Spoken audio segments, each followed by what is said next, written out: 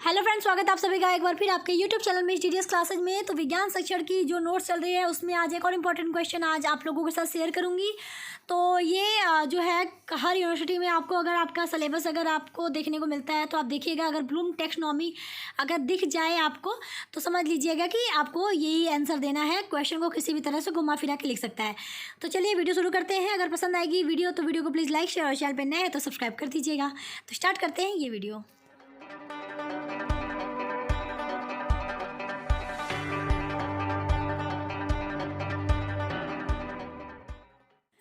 तो प्रश्न क्या है, मैं पहले वो आपको बता देती हूँ। प्रश्न है कि शैक्षिक उद्देश्यों को लिखने के संदर्भ में ब्लूम टेक्सोनॉमी को विवेचित कीजिए।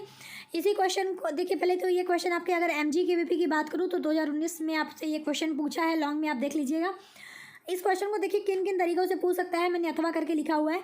उद्देश्यों के वर्गीकरण के संबंध में ब्लूम टेक्सोनॉमी क्या है, इसका वर्णन कीजिए। या पूछ सकता है कि BS ब्लूम द्वारा प्रदत्त शैक्षिक उद्देश्यों के वर्गीकरण पर संक्षिप्त टिप्पणी लिखिए। या पूछ सकता है ब्लूम द्वारा वर्णित अनुदेशनात्मक वर्गीकरण प्रणाली का विस्तृत उल्लेख कीजिए। या पूछ सकता है शिक्षण उद्देश्यों का वर्गीकरण किसके द्वारा किया गया है, ज्ञानात्मक, भावात्मक एवं मनोक्रियात्मक पक्ष के उद्देश्यों की विस्तृत व्याख्या कीजिए।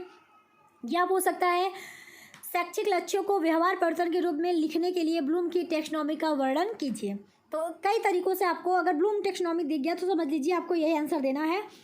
अगर उद्देश्य की बात करें तब कि अगर आपको उद्देश्य में पूछा है ब्लूम टेक्सोनॉमी तो आप यही पूरा लिख दीजिएगा। तो क्वेश्चन को किसी भी तरीके से घुमा फिरा के पूछ सकता है। तो वीडियो लेंदी है थोड़ी, तो मैं यहाँ पे कोशिश करूँगी कि आपको वीडियो में कुछ जगह स्किप क्या कर सकते हैं आप, ताकि आपका क्वेश्चन जो है कम से कम मतलब और उसको छोटा कर सके, क्योंकि बहुत लॉन्ग में ये वीडियो जाती है। क्योंकि ब्लूम ने बहुत सारा, क्योंकि 3 पक्षों पे उन्होंने पूरा दिया था, तो तीनों पक्षों में थोड़ा डिटेल हो जाता है। तो आप कहाँ पे थोड़ा सा स्किप कर सकते हैं ताकि आपका नोट्स भी अच्छा रहे और आपको ज़्यादा लिखना भी ना पड़े, तो वो भी मैं ट्रिक बता दूँगी। तो चलिए स्टार्ट करते हैं, उत्तर देख लेते हैं। मतलब तो यहाँ पे उत्तर में आप जो है हेडिंग डालेंगे उद्देश्यों के वर्गीकरण से संबंधित ब्लूम टेक्सोनॉमी, क्योंकि वर्गीकरण के बारे में ही तो इन्होंने बताया है। तो ये हेडिंग आप डाल देंगे। ब्लूम टेक्सोनॉमी के बारे में आप लिखेंगे क्या, शिक्षण उद्देश्य वह शैक्षिक कार्य है जिसके द्वारा छात्रों के व्यवहार में परिवर्तन लाने का प्रयास किया जाता है। इसमें सबसे अधिक योगदान ब्लूम का है। वर्तमान की शिक्षा ब्लूम के वर्गीकरण पर ही आधारित है। जैसे एक अध्यापक पढ़ाने से पहले उस प्रकरण से जुड़े ज्ञानात्मक, बोधात्मक एवं क्रियात्मक उद्देश्यों का चयन करता है। यह सब ब्लूम के वर्गीकरण की ही देन है।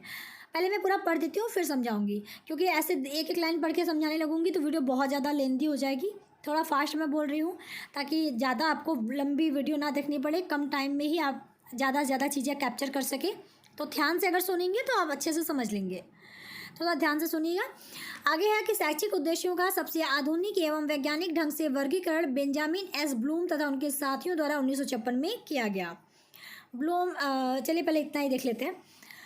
तो देखिए, अगर जैसे कोई अध्यापक किसी बच्चे को पढ़ा रहा है, सिखा रहा है, कोई भी चीज़ शिक्षण कर रहा है, तो शिक्षण का जो उद्देश्य है वो क्या है, हम क्यों बच्चे को शिक्षण दे रहे हैं, ताकि हम बच्चे का जो व्यवहार है उसमें परिवर्तन लाएं, जिससे क्या हो, बच्चा आने वाले समय में तरक्की कर सके, बच्चे का विकास हो सके।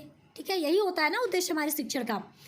तो शिक्षण उद्देश्य क्या है, एक तरह का शैक्षिक कार्य है जिसकी वजह से क्या होता है, बच्चों के व्यवहार में हम क्या करते हैं, परिवर्तन लाने का प्रयास करते हैं। और ये जो वर्गीकरण है, शिक्षण उद्देश्य जो है, इसके बारे में जो है सबसे पहले ब्लूम ने ही बताया था। तो वही चीज़ यहाँ पे कि सबसे अधिक इसमें जो योगदान है वो ब्लूम का ही है। जो वर्तमान की अगर हम शिक्षा की बात करें, वर्तमान समय में जो शिक्षा चल रही है, तो अध्यापक क्या करता है, अगर अध्यापक को बच्चों को कुछ पढ़ाना है, जो टॉपिक पढ़ाना है, जो प्रकरण हमारा है, जो टॉपिक हमारा है, उससे जुड़े क्या ज्ञानात्मक उद्देश्य होंगे, क्या बोधात्मक उद्देश्य होंगे और क्या क्रियात्मक उद्देश्य होंगे, अध्यापक पहले इन सारी चीज़ों का चयन करता है। तो ये जो वर्गीकरण है, ज्ञानात्मक उद्देश्य, बोधात्मक उद्देश्य, क्रियात्मक उद्देश्य, ये ब्लूम ने ही किया था। ठीक है, आप देखिए, अगर आपने लेसन प्लान बनाया होगा तो लेसन प्लान में हम सबसे पहले यही तो करते हैं, हम समान उद्देश्य और विशिष्ट उद्देश्य लिखते हैं। उसमें हम विशिष्ट उद्देश्य के अंतर्गत क्या करते हैं, यही तो करते हैं, ज्ञानात्मक, बोधात्मक, क्रियात्मक, जो हमारा प्रकरण होता है उसी से रिलेटेड लिखते हैं। तो आप किसी चीज़ से देखिए जोड़ के चलेंगे ना तो जल्दी याद होगी। तो आप लेसन प्लान अगर बनाए होंगे तो आपको ये समझ में आ जाएगा अच्छे से। तो ये हमारा हो गया कि ज्ञानात्मक, बोधात्मक और क्रियात्मक उद्देश्यों का जो वर्गीकरण है ये ब्लूम ने ही दिया था। और ये जो वर्गीकरण है ये ब्लूम ने अकेले नहीं दिया था, इन्होंने ब्लूम और उनके कुछ साथी थे, उन्होंने मिलकर ये वर्गीकरण पूरा दिया था। 1956 में ये किया गया। ये कौन कौन लोग हैं, कब प्रकाशित हुई, किस नाम से जाना जाता है, चलिए आगे वाली लाइन में देख लेते हैं। तो आगे आप लिखेंगे कि ब्लूम एक अमेरिकी मनोवैज्ञानिक थे जिन्होंने 1956 में प्रकाशित अपनी पुस्तक टेक्सोनॉमी ऑफ एजुकेशनल ऑब्जेक्टिव्स में शैक्षिक उद्देश्यों के वर्गीकरण को दर्शाया, जो ब्लूम टेक्सोनॉमी के नाम से प्रचलित हुई। ब्लूम के वर्गीकरण को शिक्षा के उद्देश्यों के नाम से भी जाना जाता है। ब्लूम व उनके साथियों ने शिकागो विश्वविद्यालय में ज्ञानात्मक, भावात्मक एवं क्रियात्मक तीनों पक्षों का वर्गीकरण प्रस्तुत किया। 1956 में ब्लूम ने ज्ञानात्मक का, 1964 में ब्लूम और करतवाल तथा मसीहा ने भावात्मक पक्ष का तथा 1969 में सिम्पसन ने क्रियात्मक पक्ष का वर्गीकरण प्रस्तुत किया। इस वर्गीकरण को निम्नलिखित तालिका द्वारा दर्शाया जा सकता है। तो चलिए आगे देखेंगे जो तालिका है, लेकिन उससे पहले जो चीज़ें लिखी हैं उसको समझ लेते हैं। जैसे मैंने कहा कि ब्लूम ने अकेले नहीं किया, उनके साथी के साथ मिल के उन्होंने 1956 में प्रकाशित किया था शैक्षिक उद्देश्य का जो वर्गीकरण था। तो ब्लूम जो है 1956 में अपनी एक पुस्तक जो है लॉन्च करते हैं, जिसमें जो पुस्तक होती है उसका नाम था टेक्सोनॉमी ऑफ एजुकेशनल ऑब्जेक्टिव्स, जिनमें उन्होंने शैक्षिक उद्देश्यों के वर्गीकरण को दर्शाया था। इसी पुस्तक को जो है बाद में ब्लूम टेक्सोनॉमी के नाम, मतलब ये जो वर्गीकरण है, सॉरी पुस्तक नहीं, ये जो वर्गीकरण है उसी को बाद में ब्लूम टेक्सोनॉमी के नाम से लोग जानने लगे, क्योंकि इसे ब्लूम ने वर्गीकृत किया था। और इसको शिक्षा के उद्देश्यों के नाम से भी जाना जाता है, ये जो वर्गीकरण है ब्लूम का। अब ब्लूम, जैसे ब्लूम ने ही ये पुस्तक लिखी और ब्लूम के द्वारा ही मेन वर्गीकरण जो है ब्लूम द्वारा ही किया गया, इसलिए ब्लूम का नाम ज़्यादा फेमस था। लेकिन उन्होंने अपने साथियों के साथ मिलकर किया था। तो वो साथी कौन कौन से थे? पहले तो ब्लूम और उनके साथियों ने कहाँ पर किया? शिकागो विश्वविद्यालय में। जो कौन कौन से उद्देश्य को उन्होंने वर्गीकृत किया? ज्ञानात्मक, भावात्मक और क्रियात्मक तीनों पक्षों का जो है वर्गीकरण उन्होंने प्रस्तुत किया, जिसमें कि 1956 में ब्लूम जो थे वो ज्ञानात्मक पक्ष के उद्देश्य को बताए, और 1964 में ब्लूम, करथवाल और मसीहा मिलकर जो है भावात्मक पक्ष को बताए, और 1969 में सिम्पसन ने क्रियात्मक पक्ष का वर्गीकरण जो है वो प्रस्तुत कर दिया। तो अब देखिए तालिका के रूप में हम इसको समझ लेते हैं। जो ये मेन देखिए, ये तीन पक्ष का जो डिवाइड किया गया है, यानी जो शैक्षिक उद्देश्य है उसको तीनों पक्षों में वर्गीकृत किया गया, ज्ञानात्मक, भावात्मक और क्रियात्मक। हम चलिए अब तीनों पक्षों को देख लेते हैं कि उसके अंतर्गत क्या क्या, मतलब क्या क्या डिवाइड किया गया। ज्ञानात्मक को कितने भाग में डिवाइड किया, भावात्मक को कितने भाग में और क्रियात्मक को कितने भाग में। तो ज्ञानात्मक को ज्ञान, बोध, प्रयोग, विश्लेषण, संश्लेषण, मूल्यांकन, ठीक है। भावात्मक पक्ष के डिवाइड किया गया ग्रहण करना, प्रतिक्रिया, अनुमूल्यन, विचारना, व्यवस्थापन, चरित्रीकरण। और क्रियात्मक पक्ष को वर्गीकृत किया गया किसमें? उत्तेजना, कार्यवाही, नियंत्रण, समायोजन, स्वाभाविकरण, आदत या कौशल, ठीक है। सबको प्रत्येक 6 भागों में डिवाइड कर दिया गया। अब हम एक एक करके चलिए सबको देख लेते हैं। ज्ञानात्मक पक्ष को देखेंगे, फिर भावात्मक को, फिर क्रियात्मक को। तो सरल है, कठिन नहीं है, समझेंगे तो लिख लेंगे। तो पहला हमारा ज्ञानात्मक पक्ष या ज्ञानात्मक उद्देश्य। तो मेनली हम ज्ञानात्मक पक्ष को बात करते हैं। तो ज्ञानात्मक पक्ष में क्या होगा, इनमें किन उद्देश्यों को रखा गया है? क्योंकि देखिए सारे शैक्षिक उद्देश्य ही है। शैक्षिक उद्देश्य को ही 3 जो है भागों में डिवाइड कर दिया गया, 3 पक्षों में डिवाइड किया गया, ज्ञानात्मक में, भावात्मक में, क्रियात्मक में। तो ज्ञानात्मक पक्ष के अंतर्गत कौन कौन से उद्देश्य आएंगे? तो लिखेंगे कि इस पक्ष के अंतर्गत वे उद्देश्य आते हैं जिनका संबंध हमारे ज्ञान के पुनः स्मरण, यानी फिर से याद करना, पहचान तथा बौद्धिक क्षमताओं एवं कौशलों के विकास से होता है। यानी ऐसे उद्देश्य जो कि जिनका जो संबंध है वो किससे होता है? किसी चीज़ को हम फिर से याद कर पाएँ, किसी चीज़ को पहचानना, या किसी जो हमारी बौद्धिक क्षमताएं हैं या हमारे जो कौशल हैं उसके विकास से जो है इनका सीधा संबंध होता है। इनको इसके अंतर्गत जो उद्देश्य आते हैं। अब ब्लूम ने इस पक्ष को देखिए, इस पक्ष का विवरण भी निम्न प्रकार किया है। मतलब जैसे ये जो ज्ञानात्मक उद्देश्य है, ज्ञानात्मक में जो है मैंने बताया ना, ज्ञानात्मक पक्ष में 6 भाग में डिवाइड किया है। अब इन 6 भागों को में भी उपवर्ग हैं। तो आप ये जो उपवर्ग है जो मैं आपको दिखाऊंगी, ये उपवर्ग आप चाहें तो स्किप कर सकते हैं, नहीं भी लिखेंगे तो भी कोई प्रॉब्लम नहीं होगी, क्योंकि आप ज्ञानात्मक मतलब ये जो 6 भाग थे, इन 6 भाग के बारे में आप थोड़ा सा डिटेल बता देंगे तो इनफ होगा। अगर जब मैंने यहाँ पे जो इन ज्ञान, बोध, प्रयोग, विश्लेषण, संश्लेषण, मूल्यांकन के जो उपवर्ग हैं जो स्क्रीन पे आपको दिख रहे हैं, जैसे कि ज्ञान में परिभाषा, सारणी बनाना, प्रत्यास्मरण, छांटना, पहचानना, मापन। बोध में क्या है? व्याख्या, निर्णय, संकेत, वर्गीकरण, चयन, सूत्रीकरण। प्रयोग में क्या है? घोषणा, गणना, जांचना, प्रदर्शन, अनुमान, प्रयोग। विश्लेषण में क्या है? विभाजन, आलोचना, तुलना, सारांश, अलग करना, विरोध। संश्लेषण में क्या है? तर्क करना, संबंध, विवाद करना, भविष्यवाणी करना, निष्कर्ष और सामान्यीकरण। मूल्यांकन में क्या है? निर्णय, प्रतिवाद करना, निर्धारण, आक्रमण, मूल्यांकन, पहचान। तो ये जो हर भाग के जो उपवर्ग हैं, इसको आप नहीं भी लिखते हैं, यानी ये वाला पूरा जो आप चार्ट में मतलब ये जो पूरा दिखा रही हूँ आपको, ये अगर आप नहीं भी लिखते एग्जाम में तब भी कोई दिक्कत नहीं है, क्योंकि आप अगर सब जो पक्ष है इसके अंतर्गत जो भी चीज़ें ये सारे भाग दिख रहे हैं, अगर इसके बारे में आप थोड़ा थोड़ा डिटेल बता देंगे तो भी आपका काम हो जाएगा। जो मैं आगे आपको डिटेल बताऊँगी कि ज्ञान में क्या है, बोध में क्या होता है, प्रयोग में क्या होता है, मतलब बाकी इन सब में क्या क्या होता है, तो वो आप लिख लेंगे तब भी कोई दिक्कत नहीं है। ये नहीं भी लिखेंगे तो आपको कोई प्रॉब्लम नहीं होने वाली है। ठीक है, तो चलिए आगे बढ़ते हैं। और हर ये जो आपको पक्ष दिख रहे हैं, ज्ञान, बोध, प्रयोग, विश्लेषण, संश्लेषण, मूल्यांकन, इसके अंतर्गत क्या क्या होता है वो देख लेते हैं। ज्ञानात्मक पक्ष के अंतर्गत सभी भागों का संक्षिप्त वर्णन इस प्रकार है। पहला हमारा जो था ज्ञान, तो ज्ञानात्मक पक्ष का सबसे निम्न स्तर का उद्देश्य ज्ञान है। ठीक है, इसके अंतर्गत छात्र को विषय से संबंधित तथ्यों, घटनाओं, सूचनाओं, प्रतियों, सिद्धांतों, परंपराओं आदि का ज्ञान दिया जाता है। ब्लूम ने ज्ञान को प्रथम स्थान दिया है क्योंकि बिना ज्ञान के बाकी बिंदुओं की कल्पना करना असंभव है। यानी जो ज्ञान है वो ज्ञानात्मक पक्ष का सबसे निम्न स्तर का उद्देश्य है। देखिए, अगर आपको किसी चीज़ के बारे में ज्ञान ही नहीं होगा तो आप उस चीज़ से रिलेटेड कोई भी कल्पना भी नहीं कर पाएंगे। इसीलिए इसको जो है ब्लूम ने प्रथम स्थान दिया है। और इसमें होता क्या है कि ज्ञान के अंतर्गत छात्र को जो है जो किसी भी टॉपिक से संबंधित जो भी तथ्य होगा, यानी किसी भी विषय से संबंधित जो भी तथ्य, घटनाएँ या फिर कोई भी सिद्धांत हुआ या कोई भी परंपरा हुआ, उन सभी मतलब इत्यादि सभी चीज़ों का इसके अंतर्गत क्या होता है, उसको ज्ञान दिया जाता है। कोई भी विषय हो, हिंदी हो, संस्कृत हो, गणित हो, विज्ञान हो, इतिहास हो, भूगोल हो, जो भी विषय हो, उसके अंतर्गत जो भी तथ्य, घटना, परंपरा, नियम, सिद्धांत जो भी होंगे, उसका ज्ञान जो है इसके अंतर्गत विद्यार्थी को दिया जाता है। अब दूसरा है बोध। तो बोध ज्ञान से उच्च स्तर का उद्देश्य है। बोध का अर्थ है नवीन ज्ञान के प्रति समझ विकसित करना या होना, अर्थात ज्ञान को समझना, उसके सभी भागों या पहलुओं से परिचित होना एवं उसके गुण दोषों के संबंध में ज्ञान अर्जित करना।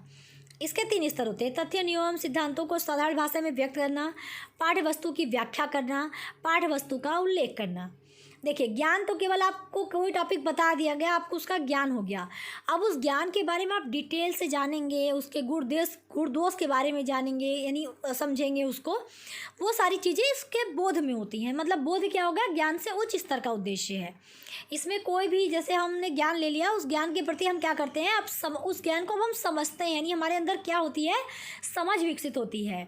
हमको जैसे विज्ञान की बात करें, विज्ञान में हमको कोई टॉपिक बता दिया गया कि कोई भी जो है जीव किस तरह से मतलब जैसे हम मांसाहारी या सर्वाहारी या शाकाहारी की बात करते हैं, जैसे हम एक टॉपिक बता रही हूँ मैं, तो ये बता दिया गया कि इसको इस वर्ग में रखा गया। अब उसके बारे में डिटेल कि जैसे 3 भाग हो गया, तो अब आप बच्चा क्या करता है, इसमें उसको समझ विकसित करनी होती है कि कौन किस तरह से शाकाहारी हो सकता है, कौन किस तरह से मांसाहारी हो सकता है। अभी तक तो बस ये बताया गया जो घास फूस खाते हैं वो शाकाहारी, जो मांस खाते हैं वो मांसाहारी, जो दोनों खाते हैं वो सर्वाहारी। अब विद्यार्थी इसमें क्या करेगा, वो खुद समझेगा कि मनुष्य जो है वो दोनों खाता है तो मनुष्य सर्वाहारी होगा। तो यहाँ पे एक समझ विकसित हो रही है बच्चे के अंदर। तो बोध के अंतर्गत ये चीज़ें होती हैं।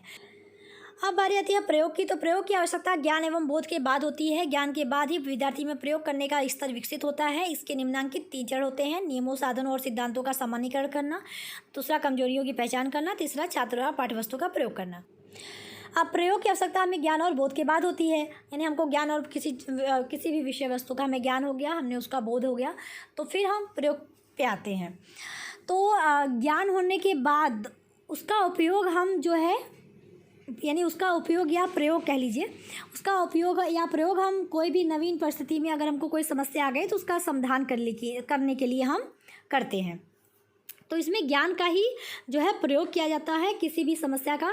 मतलब कोई नया सिचुएशन में हम आ गए, हमारे पास पहले से अगर किसी चीज़ के बारे में हमें नॉलेज है और हमारे सामने कोई उस चीज़ से रिलेटेड हमारे सामने कोई समस्या आ गई, हमारे सामने कंडीशन अलग है, तो हमने उस ज्ञान का क्या है प्रयोग किया ताकि हमारी समस्या जो है वो सॉल्व हो सके।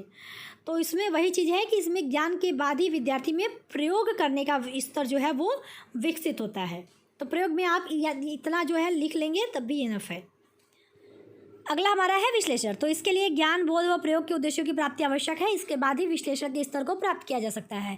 इसके भी 3 स्तर होते हैं: विभिन्न तत्वों का विश्लेषण करना, तत्वों के आपसी संबंधों का विश्लेषण करना, तत्वों का व्यवस्थित सिद्धांतों के रूप में विश्लेषण करना। तो देखिए, आप इसको इस तरह भी समझ सकते हैं। अब विश्लेषण क्या होता है? जैसे छात्र को किसी विषय वस्तु के बारे में ज्ञान, बोध हो गया, उसका प्रयोग करना भी सीख गया। तो अगर हमको कोई विषय वस्तु जैसे छात्र को पता है, तो वो अब क्या कर सकता है कि अब उस यदि कोई भी टॉपिक हो या कोई भी वस्तु हो या कोई भी कंपाउंड हो, तो अब उसके बारे में वो उसे विश्लेषित करता है, यानी उसके बारे में वो समझता है कि इसका निर्माण किन किन चीज़ों से हुआ है। जैसे अगर हम बात करें कि कोई कंपाउंड दिखा दिया गया उसे, तो बच्चा उसे विश्लेषित कर पाएगा कि ये किन किन चीज़ों से मिलकर बना है। जैसे अगर हम बात करें कि जो है नमक किस तरह बना है, नमक में क्या क्या होती हैं, तो बता सकता है कि एसिड और बेस के कॉम्बिनेशन से जो है सॉल्ट बना है। तो इस तरह से वो उसका जो है विश्लेषण कर सकता है, बता सकता है। जो भी तत्व है उसको आपस में जोड़ के बता सकता है कि ये इन तत्वों से जो है मिलकर बना है। तो उसको एक तरह से डिटेल में बताता है, विश्लेषित करता है। तो ये आपका विश्लेषक के अंतर्गत होता है। संश्लेषण में लिखेंगे तो संश्लेषण के अंतर्गत विभिन्न तत्वों को एकत्र करके उन्हें नए रूप में परिवर्तित किया जाता है। इसमें एकीकरण व संपूर्णता पर विशेष बल देते हुए छात्र के सूझबूझ, सृजनशीलता को विकसित करने पर विशेष ध्यान दिया जाता है। इस उद्देश्य के तत्वों को निम्नलिखित रूप से प्रस्तुत किया गया है। जैसे पहला, तत्वों का विशेष संप्रेषण करना। दूसरा, संप्रेषित तत्वों से नई योजना का प्रतिपादन करना। तीसरा, तत्वों के अमूर्त संबंधों का पता लगाना। यानी इसमें क्या है कि जो भी विभिन्न तत्व है उसको एकत्र करके नए रूप में परिवर्तित किया जाता है। यानी इकट्ठा, संश्लेषण का मतलब है कि एकीकरण करना। तो इसमें एकीकरण व संपूर्णता पर विशेष ध्यान दिया जाता है। इसमें क्या है कि इसमें बच्चों की जो है कितनी सृजनशीलता है, कितनी उसकी सूझबूझ है, इस पर ज़्यादा ध्यान दिया जाता है कि बच्चों की सूझबूझ और सृजनशीलता जो है विकसित हो सके। ये इस पर ज़्यादा फोकस होता है। तो संश्लेषण में यही है कि विभिन्न तत्वों को एकत्र करके उसे नए रूप में परिवर्तित किया जाता है। अगला हमारा है मूल्यांकन। तो यह ज्ञानात्मक पक्ष का अंतिम एवं सर्वोच्च उद्देश्य माना गया है। इसमें पाठ्य वस्तु के नियमों, सिद्धांतों तथा तथ्यों के संबंध में आलोचनात्मक दृष्टिकोण अपनाया जाता है। इसके द्वारा निर्धारित उद्देश्यों की प्राप्ति का स्तर भी ज्ञात किया जाता है। यानी इसमें क्या होता है कि पहली बात तो ये लास्ट होगा और सबसे उच्च जो है उद्देश्य माना जाता है मूल्यांकन को, ज्ञानात्मक पक्ष का। क्योंकि देखिए, इसमें पाठ्य वस्तु के जो भी नियम या सिद्धांत या भी जो भी तथ्य हैं, इन सभी के बारे में हम एक आलोचनात्मक दृष्टिकोण हम जो है इसके अंतर्गत अपनाते हैं कि जो नियम, तथ्य या सिद्धांत, जो भी तथ्य जो बताए गए हैं वो कहाँ तक सही है, कहाँ तक गलत है, मतलब उसमें क्या कमियाँ रह गई, क्या अच्छाइयाँ हैं। एक आलोचनात्मक यानी पॉजिटिव और नेगेटिव दोनों पक्षों को इसमें ध्यान में रखा जाता है।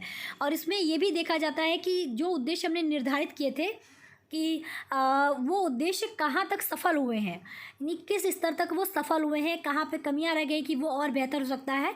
तो सब कुछ का मूल्यांकन जो है इसके अंतर्गत होता है। तो ये हमारा लास्ट था, ज्ञानात्मक पक्ष का लास्ट उद्देश्य जो था वो मूल्यांकन था। अब हम चलते हैं भावात्मक पक्ष पे। भावात्मक पक्ष के अंतर्गत लिखेंगे कि बालक के व्यवहार का भावात्मक पक्ष उसकी रुचियों, संवेगों तथा मनोवृत्तियों से संबंधित होता है। अब ये भाव है तो भाव का सीधा संबंध हमारे व्यवहार से है, हमारी रुचि से, हमारे संवेग से है। तो बालक के व्यवहार का जो भावात्मक पक्ष है वो उसकी रुचि क्या है, उसके संवेग मतलब जो हमारी भावनाएं हैं, संवेग तथा मनोवृत्तियों से जो है उससे हमारा संबंध होता है भावात्मक पक्ष का। अब इस पक्ष का विवरण निम्न प्रकार से है। तो इसमें भी आग्रहण है, अनुक्रिया है, अनुमूल्यन है, इसमें भी 6 हैं। और देखिए सबको यहाँ पे डिवाइड किया गया है, यानी सब हर भाग को उपभागों में डिवाइड किया गया है। जैसे आग्रहण में है सुनना, स्वीकारना, छांटना, ग्रहण करना, प्रत्यक्षीकरण, चाहना। अनुक्रिया में है उत्तर देना, विकसित करना, सारणीयन, छांटना, लिखना, कथन। और अनुमूल्यन में है स्वीकारना, पहचानना, भाग लेना, प्रभावित करना, इंगित करना, निर्णय लेना। चलिए डी भी देख लेते हैं। डी हमारा है विभेदिक अवधारणा में विभेदीकरण, संबंध स्थापित करना, विश्लेषण, प्रदर्शित करना, इंगित करना, तुलना। व्यवस्थापन में हो जाएगा सहसंबंध स्थापित करना, निर्णय करना, छांटना, संगठित करना, ज्ञान करना, बनाना। चरित्रीकरण में हो जाएगा पुनरावृत्ति, विकसित करना, परिवर्तन, प्रदर्शित करना, स्वीकारना, पहचानना। तो देखिए अब मैंने जैसे ज्ञानात्मक में बोला था कि आप अगर ये नहीं भी लिखते हैं, जो सब डिवाइड यहाँ पे मैंने किया है, अगर आप ये नहीं भी लिखते हैं तो भी कोई दिक्कत नहीं होगी। आप आराम से जो है जो सभी भागों के बारे में जो संक्षिप्त वर्णन है आप वही लिख दीजिएगा, उतना भी इनफ है। लेकिन मुझे लगा कि आप एक वीडियो बना रहे तो प्रॉपर बना दो ताकि आपको सारी चीज़ें क्लियर हो जाए। तो उपभाग आप नहीं भी लिखेंगे तब भी कोई दिक्कत नहीं है। बाकी अब चलिए भावात्मक पक्ष के सभी भागों का हम संक्षिप्त वर्णन देख लेते हैं। तो संक्षिप्त वर्णन इस प्रकार है। पहला था आग्रहण। यह भावात्मक पक्ष का प्रथम एवं निम्नतर स्तर है। इसका अर्थ छात्रों की ग्रहण करने की इच्छा से है। ग्रहण करने का सीधा संबंध छात्रों की संवेदनशीलता से होता है, जो किसी क्रिया अथवा उद्दीपक की उपस्थिति में होती है। इसके निम्न चरण होते हैं: क्रिया की जागरूकता, क्रिया प्राप्त करने की इच्छा, तीसरा क्रिया का नियंत्रित ध्यान। देखिए, मैं इसको एक उदाहरण से आपको समझा रही हूँ ताकि आपको अच्छे समझ में आए। जैसे अध्यापक अगर प्रदूषण की बात अगर कर रहा है, तो प्रदूषण से वो बता रहा है कि प्रदूषण की बहुत नुकसानदायक होता है, प्रदूषण से बहुत सारी चीज़ें होती हैं। तो बच्चा जो है कहीं ना कहीं संवेदनशील हो जाता है कि प्रदूषण का बहुत जो है बुरा प्रभाव पड़ता है। तो वो अब उसके बारे में जानने की इच्छा रखता है कि प्रदूषण क्या क्या होता है, कितने प्रकार का होता है, इसके क्या क्या प्रभाव हो सकते हैं। तो यहाँ पर इच्छा हो गई, छात्रों की ग्रहण करने की इच्छा यहाँ पर विकसित हो रही है। पहले तो ये प्रथम और निम्नतम स्तर है, तो यहाँ पर बच्चों के अंदर जो है ग्रहण करने की इच्छा जो है इसके अंतर्गत विकसित होती है। अब ग्रहण करने की इच्छा तभी विकसित होगी जब छात्र उस चीज़ के प्रति संवेदनशील होगा, यानी बच्चा उस चीज़ के बारे में कोई भावना रखेगा कि हाँ वाकई में हमें इसके बारे में जानना चाहिए, क्योंकि उससे लग रहा है कि ये काफ़ी सीरियस टॉपिक है या फिर ये काफ़ी इंटरेस्टिंग है। किसी भी तरह से हो सकता है, यानी कोई भी क्रिया हो सकती है, कोई भी उद्दीपक की उपस्थिति हो सकती है जिसके प्रति कि बच्चा क्या है, संवेदनशील हो रहा है। और संवेदनशील होगा यानी उसके अंदर अगर इमोशन विकसित होगा तो फिर वो बच्चा उस चीज़ के बारे में जानने की भी इच्छा रखेगा। तो छात्रों में ग्रहण करने की इच्छा जो है आग्रहण के अंतर्गत होती है। अब इसमें क्रिया के प्रति बच्चा जागरूक भी होता है, क्रिया प्राप्त करने की तभी बच्चों के अंदर इच्छा होती है, और क्रिया पर वो ध्यान भी रखता है, नियंत्रित ध्यान। तो ये सारी चीज़ें इसके अंतर्गत होती हैं। दूसरा हमारा है अनुक्रिया। तो यह ग्रहण करने से आगे की स्थिति है। इसमें विद्यार्थी क्रिया पर केवल ध्यान ही नहीं देता बल्कि नवीन ज्ञान के प्रति प्रतिक्रिया भी करता है। इसमें विद्यार्थी सुनने के साथ साथ अमल भी करता है तथा सक्रिय रूप से भाग भी लेता है। इसमें प्रतिक्रिया देना, इच्छा व्यक्त करना, उत्तर देना, स्वीकृति देना आदि क्रियाएं छात्र द्वारा की जाती हैं।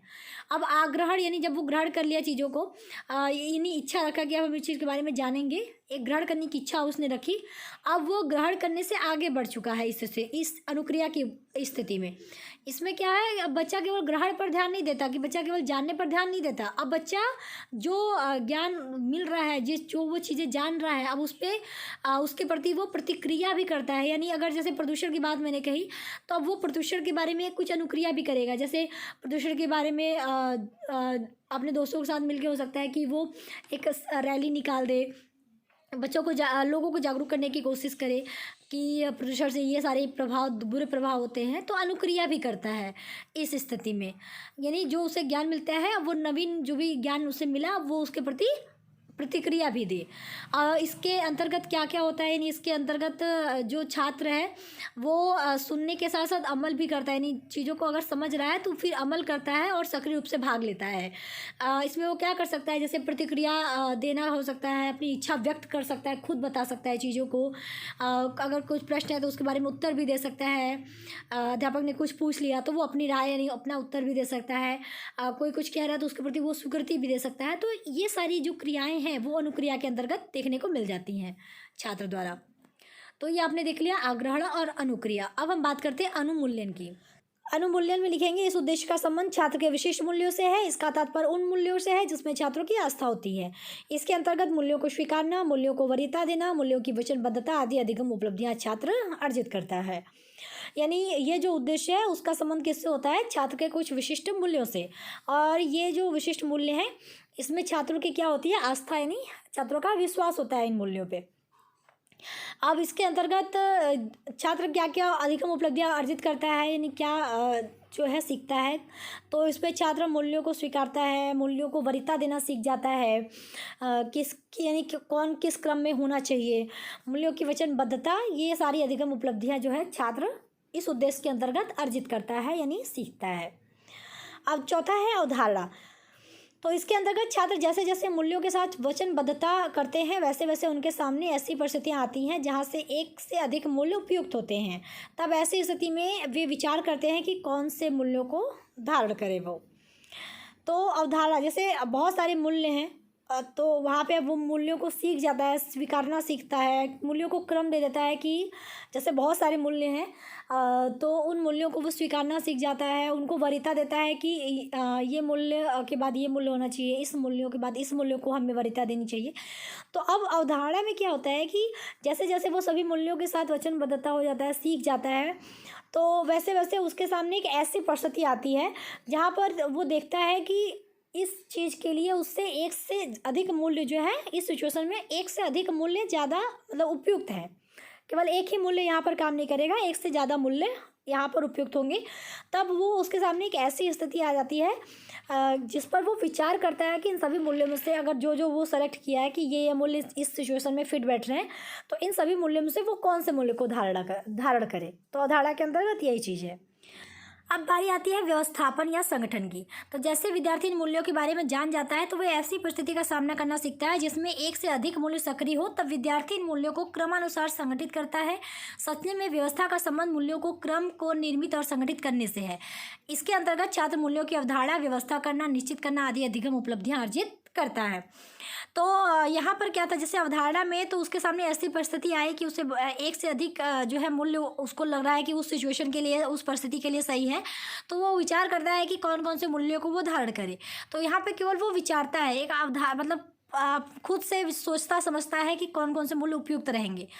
व्यवस्थापन या संगठन में क्या करता है कि जब उसके सामने ऐसी सिचुएशन आती है कि उसे एक से अधिक मूल्य उपयोगी लग रहे हैं या सही लग रहे हैं किसी सिचुएशन के लिए, तो अब वो उन मूल्यों को क्या करता है, क्रम के अनुसार संगठित करता है, क्रमानुसार उसे निर्मित करता है और संगठित करता है ताकि उस सिचुएशन को बेहतर तरीके से हैंडल कर पाए। तो संक्षेप में व्यवस्था का संबंध किससे है, मूल्यों को निर्मित करने से और संगठित करने से। ठीक है। अब इसके अंतर्गत छात्र मूल्यों की अवधारणा, व्यवस्था करना, निश्चित करना आदि अधिगम उपलब्धियां जो है वो अर्जित करता है। अच्छा, मैं बार बार मूल्यों की बात कर रही हूँ तो शायद आपको डाउट हो रहा होगा कि कौन से मूल्यों की बात करूँ। देखिए, मूल्य नैतिक मूल्य, सामाजिक मूल्य, संवैधानिक मूल्य, मानवीय मूल्य, बहुत सारे मूल्य होते हैं। तो यहाँ पर अगर हम बात करें जैसे मूल्यों की, जैसे किसी सिचुएशन में लग रहा है सत्य, जैसे मानवीय मूल्य की बात करें तो हमारे मानवीय मूल्य क्या है, सत्य है, अहिंसा है, विनम्रता है, सादगी है, सरलता है, सहानुभूति है, जवाबदेही है। सब उसी तरह और जैसे संवैधानिक मूल्य के अंतर्गत धर्मनिरपेक्षता, समानता, स्वतंत्रता, सहिष्णुता, न्याय, तो ये सब क्या है, ये मूल्य ही तो हैं। तो उसी तरह से बहुत सारे मूल्य होते हैं, हम इन्हीं मूल्यों की बात कर रहे हैं। ठीक है।